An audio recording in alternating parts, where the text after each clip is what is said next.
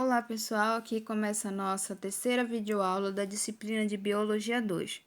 Nessa videoaula de hoje nós vamos falar sobre as relações ecológicas. Mas antes de falarmos das relações ecológicas, vamos falar sobre a adaptação dos seres vivos. Como essas adaptações dos seres vivos têm a ver com essa relação entre o ser vivo, o ecossistema onde ele vive e os outros animais. Então, para alguns animais que possuem uma grossa camada de gordura por debaixo da pele, isso permite com que ele viva em lugares frios, como o urso polar. Já outros que possuem orelhas enormes permite a troca maior de calor com o ambiente, como o feneco, que é essa raposa de orelha enorme que vive muito bem no deserto do Saara. Então, essa adaptação desses seres vivos é um fato incontestável. A origem dessa adaptação, porém, é discutida. Então, essa adaptação dos seres vivos que vivem em determinados locais, em determinados ecossistemas e em determinadas condições, ainda é um ponto de interrogação para muitos cientistas e pesquisadores. E essas pequenas adaptações diferentes, elas se tornam interessantes ao meio onde são selecionadas. Como, por exemplo, na imagem onde nós temos esse camaleão que se camufla muito bem como se fosse uma folha seca numa árvore.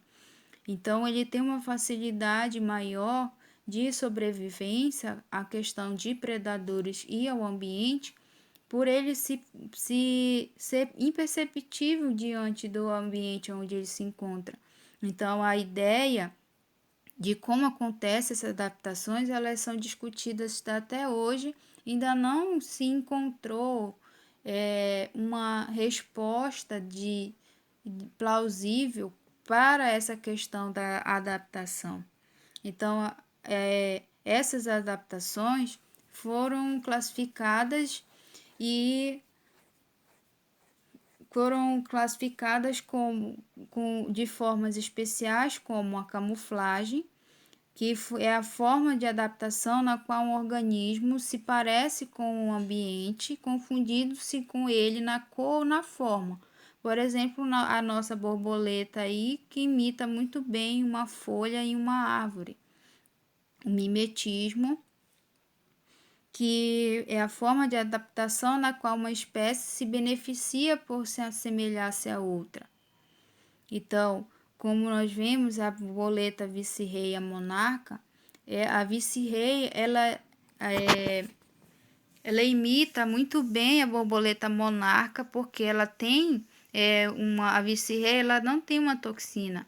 Então, a borboleta monarca, ela tem uma toxina no qual inibe o ataque de muitos de muitos predadores.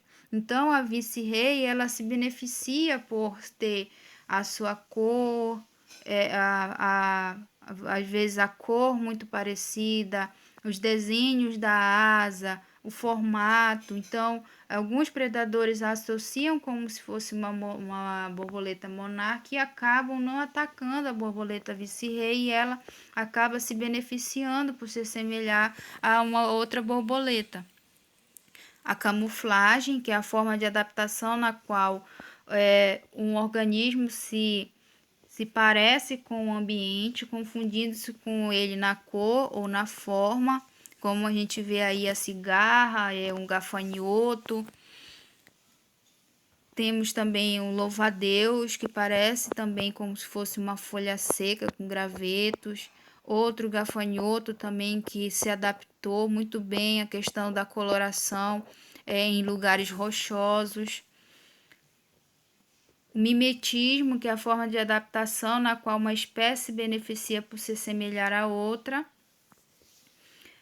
Aqui nós temos a vice-rei e a monarca. E temos também essa orquídea, que ela se adaptou, o seu formato, a sua forma, a um tipo de vespa, parecida com o tipo de vespa. Então, quando a vespa uma outra vespa, ela vê essa orquídea, ela imagina que seja uma outra vespa, ou uma vespa macho, vê a orquídea como se fosse uma outra fêmea vespa, então ele vai procurar pousar e tentar, né, cortejar essa falsa fêmea e acaba fazendo a polinização dessa orquídea. Então ela se beneficia do fato dela parecer muito com uma fêmea dessa espécie de vespa, fazendo com que essa vespa faça a sua polinização. Aí no mimetismo aqui, na imagem, né, o passarinho comendo uma borboleta monarca e aí na foto ao lado ele passando mal. Aqui nós temos também na imagem uma largata, né, que acaba imitando como se fosse uma cobra. Aqui nós temos um louva-a-Deus também que imita muito bem uma folha. O aposematismo, que é uma forma de adaptação na qual uma espécie exibe cores chamativas para advertir seus possíveis predadores, quanto ao seu paladar desagradável ou pelo veneno que possui. Essa família de anfíbios, da família Dentrobatidae, essa família ela tem muitas espécies que têm essa forma de adaptação das cores, onde através das cores elas mostram a sua toxicidade. Então, o predador ele já vai ver a cor já bem chamativa, bem forte desse pequeno anfíbio, ele já sabe que ele é venenoso, então ele não vai atacar. No entanto, a interação dos diversos organismos que constituem uma comunidade biológica são genericamente denominadas de relações ecológicas e costumam ser classificadas pelos biólogos entre intraespecífica e interespecífica, harmônica e desarmônica. Então, as relações intraespecíficas são as que se estabelecem entre esses indivíduos de uma mesma espécie. As relações interespecíficas são as que se estabelecem entre indivíduos de espécies diferentes. Então, entre indivíduos da mesma espécie e entre indivíduos de espécies diferentes. Então, a relação harmônica vai ser pelo menos uma das espécies beneficia, mas não há prejuízo para nenhuma das partes que estão associadas. A relação desarmônica, uma ou ambas as espécies são prejudicadas. Nas relações harmônicas intraespecífica, nós temos as colônias, a sociedade. Nas interespecíficas, nós temos o mutualismo, a protocooperação e o comensalismo. Nas relações desarmônicas intraespecífica, nós temos a competição intraespecífica e o canibalismo. E as relações desarmônicas interespecífica, competição interespecífica, predatismo, parasitismo e amensalismo. Nas relações intraespecíficas harmônicas, nós vamos ter as colônias, que são associações entre indivíduos da mesma espécie unidos fisicamente entre si, podendo ou não ocorrer divisão de trabalho, por exemplo, nos corais e as caravelas. Nós vamos ter a sociedade, que são associações entre indivíduos da mesma espécie organizadas de modos cooperativos e não ligados anatomicamente. Por exemplo, a sociedade dos insetos, as abelhas, as formigas, as vespas. No entanto, na sociedade das abelhas, as funções dos indivíduos são bem definidas, havendo 3 castas sociais, entre elas a rainha, o zangão e as operárias.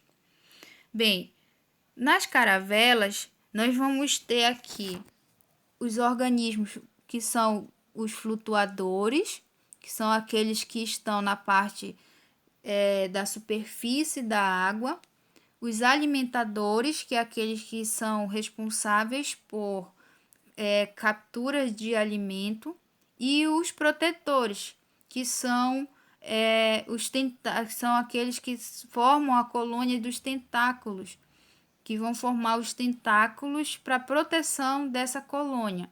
Então, as caravelas, elas são formadas por organismos separados unicamente, como flutuadores, alimentadores e protetores, que vão fazer a composição dessa colônia. Nas abelhas, nós temos ali as operárias, que vão alimentar as ninfas, né, que são os ovos, as operárias que vão alimentar a rainha, e aí vamos ter aí o zangão, que são aqueles que são responsáveis por dar continuidade a essa colônia, nessa sociedade. As relações interespecíficas harmônicas, como o mutualismo, que é uma associação entre os indivíduos de espécies diferentes, então necessária a sobrevivência dos participantes e que beneficia ambos, como por exemplo os links, que são associações entre algas e fungos. Então os fungos e as algas, eles se associam, fazendo com que se forme apenas um indivíduo. E nós temos também os fungos, né, que se associam a raízes das plantas. Temos também o exemplo do cupim e protozoários, do boi e das bactérias, né? Então, o cupim com os protozoários. O protozoário vive, né, de hospedeiro vive no intestino do cupim. Então o cupim se alimenta e o alimento também serve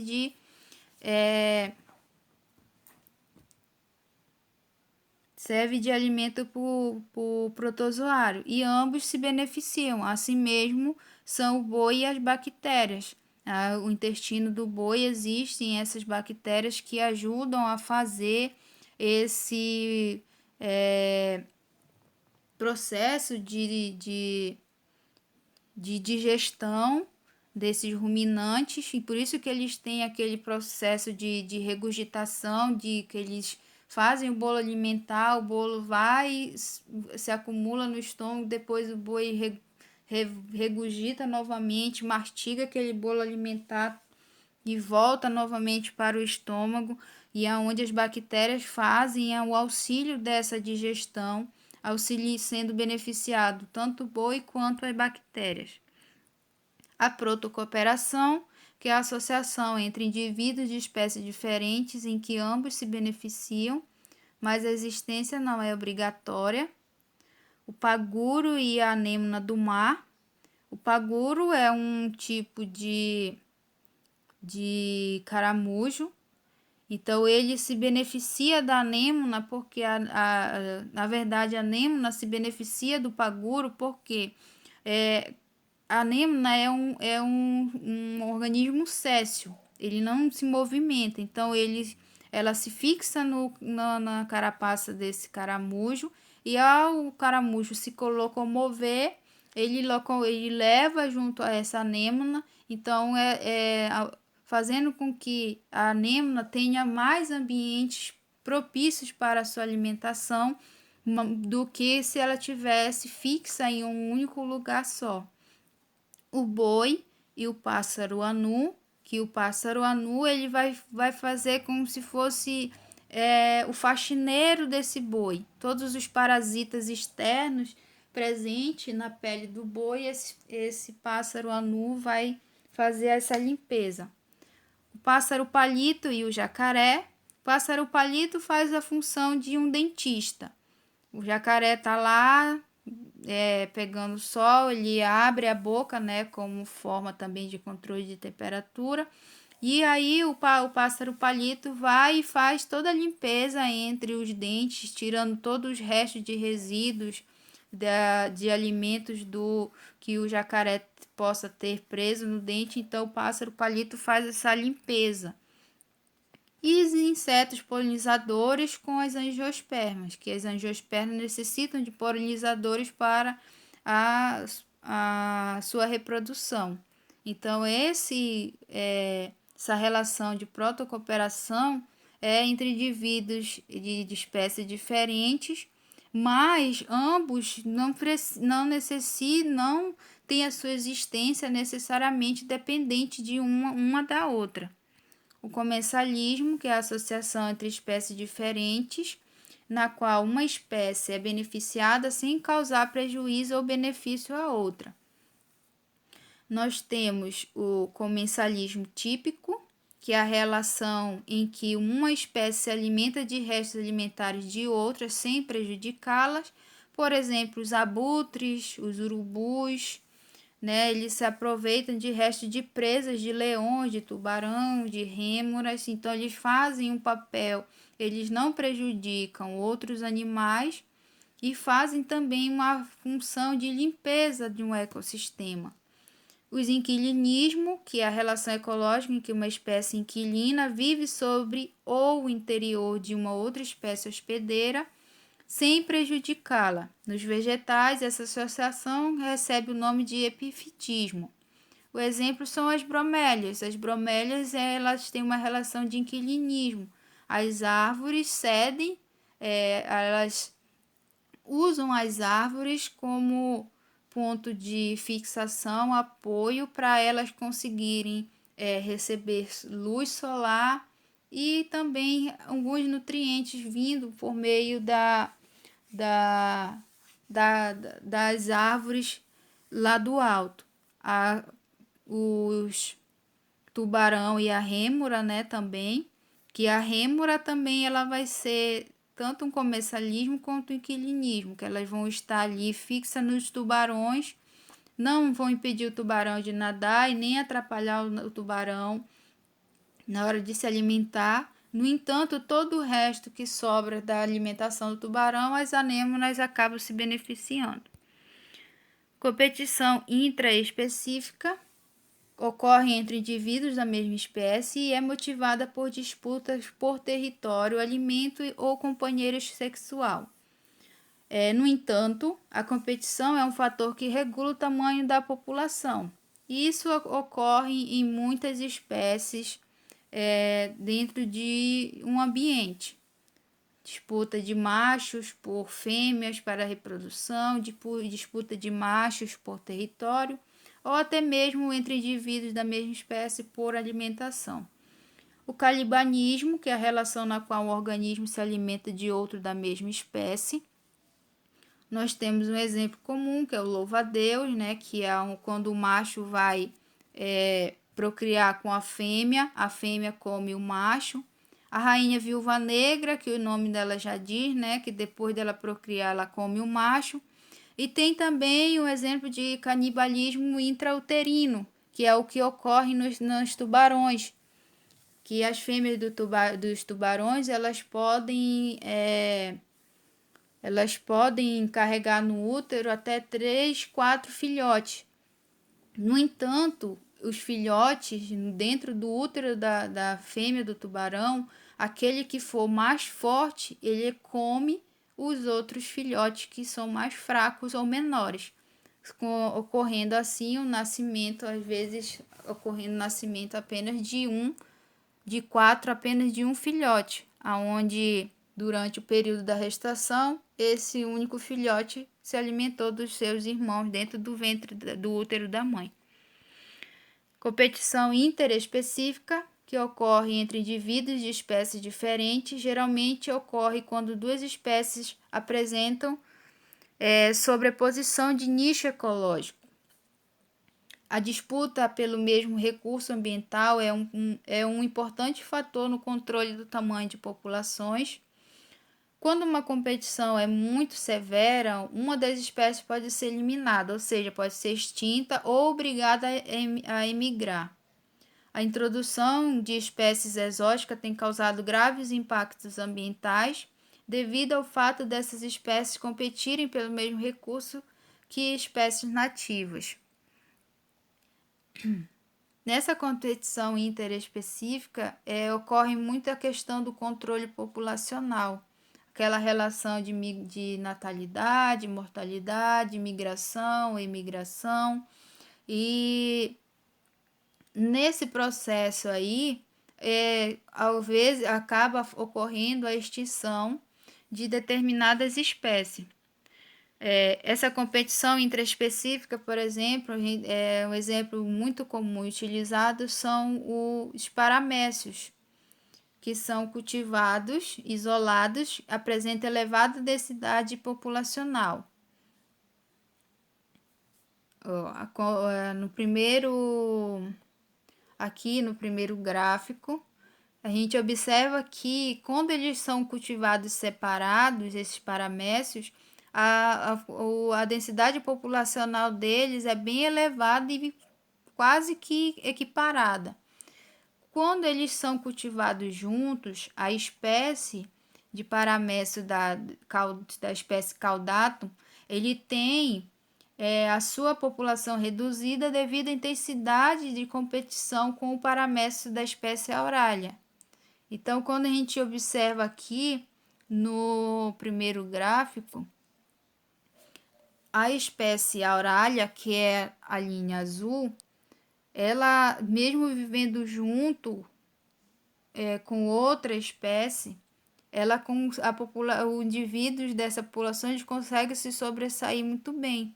Já a espécie caudatum, ela já não consegue sobreviver muito tempo, porque o recurso de alimento é muito escasso. Então, aquele que consegue ter mais, mais condições de alimento e espaço acaba se sobressaindo mais. O predatismo, que é uma relação interespecífica e desarmônica, positiva para um, mas negativa para outro. Uma espécie se alimenta de outra, fazendo com que ocorra a questão do controle populacional, como a gente vê na relação aí do gráfico no número de indivíduos de acordo com o tempo.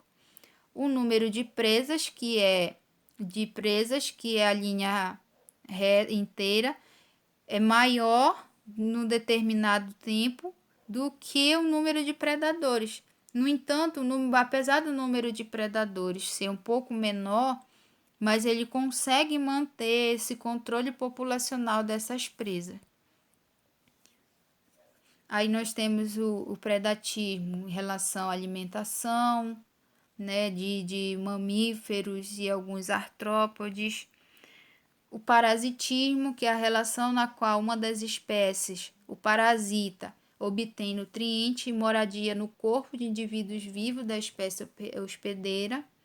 Aí nós temos a classificação desse parasitismo. Nós temos o endoparasitismo, que é o parasitismo que vive no interior do corpo do hospedeiro, como, por exemplo, protozoários, flagelados e os cupins. O ectoparasitismo, quando o parasita vive na superfície do hospedeiro, o piolho e o homem, né? O piolho ele vive serve como hospedeiro do piolho. A holoparasita, são plantas parasitas que obtêm seiva bruta e elaborada às custas da planta hospedeira, como cipó-chumbo, a erva de passarinho. A erva de passarinho ela é hemiparasita, porque ela obtém somente a seiva bruta às custas das plantas hospedeiras. A diferença da elo para hemiparasita é que a eloparasita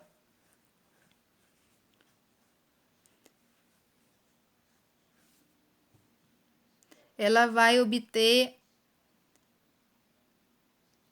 obtém a seiva bruta. E já a planta parasita, que é a hemiparasita, ela obtém a seiva bruta às custas da planta hospedeira. Ou seja, a erva de passarinho, ela fixa na planta e ela vai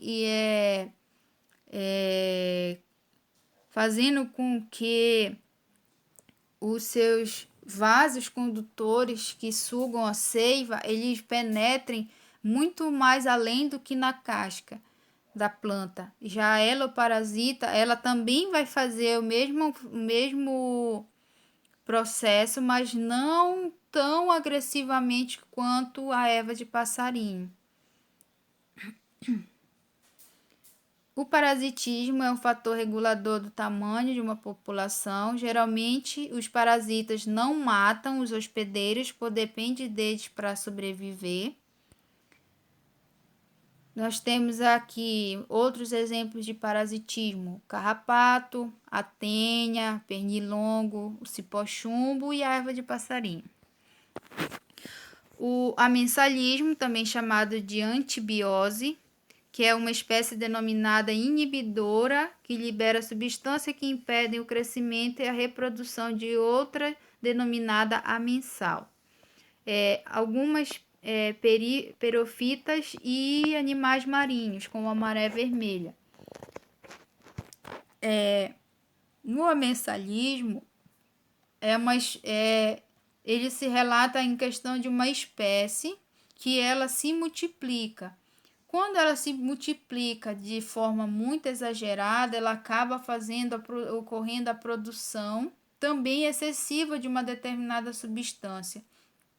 E essa substância, quando liberada, por exemplo, no ambiente como o ambiente aquático, ele vai impedir que outros organismos se multipliquem, se reproduzam. Então, a maré vermelha, os animais marinhos, é um exemplo bem comum de amensalismo. Por quê?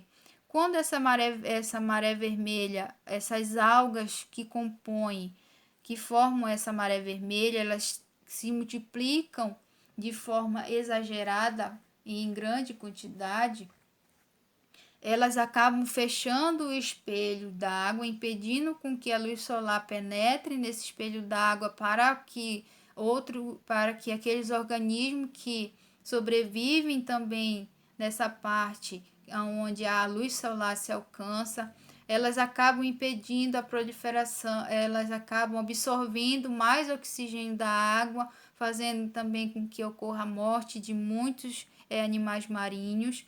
Por isso que ela é chamada de amensalismo, porque é a reprodução de outra denominada amensal. Em resumo de todo esse assunto, as espécies que se beneficiam e as espécies que são prejudicadas. Bem, no inquilinismo, nós temos quando a espécie é reunida, ela se beneficia ou em ambas, ou nem se prejudica e nem de forma positiva nem de negativa. E quando separadas, também não há prejuízo nem para uma nem para outra. No comensalismo, quando as espécies estão reunidas, uma espécie se beneficia, mas a outra também ela não se prejudica, ela não tem prejuízo. Quando separadas, também não há prejuízo nem para uma espécie nem para outra. Mutualismo simbiótico, quando as espécies estão unidas, ambas se beneficiam. Quando elas estão separadas, as espécies, ambas elas se prejudicam, porque no mutualismo essas espécies elas obrigatoriamente elas coexistem uma por causa da outra. Então, quando elas se separam, essas espécies elas se tornam prejudicadas. Na protocooperação, quando as espécies estão reunidas, ambas são beneficiadas, e quando são separadas não há prejuízo nem para uma nem para outra. No amensalismo, quando as espécies estão reunidas, uma espécie não tem prejuízo, mas no entanto a outra é prejudicada. Quando estão separadas, ambas não têm prejuízo. No predatismo, quando estão unidas, somente uma é beneficiada e outra é prejudicada. E quando estão separadas, uma espécie é prejudicada e outra não tem prejuízo nenhum. Na competição, quando estão reunidas, ambas as espécies se prejudicam. Quando estão separadas, não há prejuízo nenhum. No parasitismo, quando as espécies estão reunidas, somente uma espécie é beneficiada e a outra é prejudicada. E quando estão separadas, uma espécie é prejudicada e a outra não tem prejuízo nenhum. Então, pessoal, essa é a nossa aula de hoje. Até a próxima.